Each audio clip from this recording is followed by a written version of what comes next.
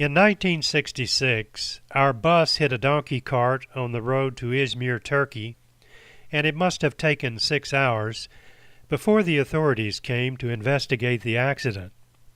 The bus belonged to a Turkish company that was rented by the service club for a weekend tour. At the time, they called Izmir the Riviera of Turkey, and I'm sure they still call it that. We arrived in town late in the evening due to the donkey incident, so I walked down to the waterfront, and the place was jumping with activity. The place was crowded with beautiful people about my age, and I just walked around observing. You must remember, this was back in the 1960s, and Turkey was one of the safest places on earth. Or that was what I thought, and no one had proven otherwise.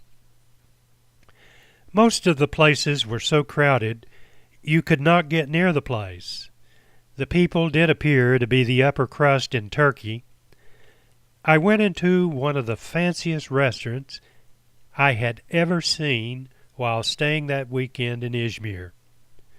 Most people were speaking English, but that's the way different nationalities communicated.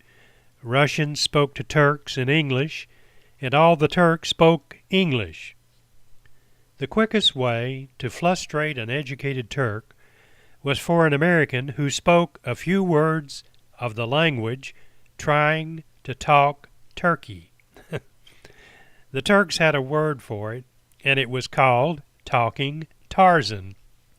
Most Turks would tell you real fast to speak English. This is the way our speech would sound to a Turk. Hi, me Tarzan, you Jane. That's why they called it talking Tarzan. I was about to fly back to Istanbul and started checking the airline fees. The bus trip to Izmir was a nail-biter. One time we were on a narrow road without guardrails, with a canyon below. I was not looking forward to the return trip on that bus, which, by the way, was a Mercedes. Just about all the buses were Mercedes, and before I went to Turkey, I did not know that Mercedes manufactured buses. Turkey also had lots of Mercedes trucks, too. This trip to Izmir was just a few weeks before I departed Turkey and the Air Force. My replacement had arrived at Kermesel a few weeks earlier, and my OIC, officer in charge, told me I could use my remaining time in Turkey to travel around and see some of the sights.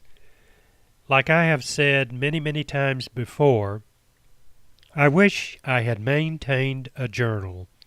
All this stuff is coming from my memory, but I see visions of people and places I cannot completely comprehend. So, for fear of getting off track, I will let it be lost forever to my hidden past, which I do have one.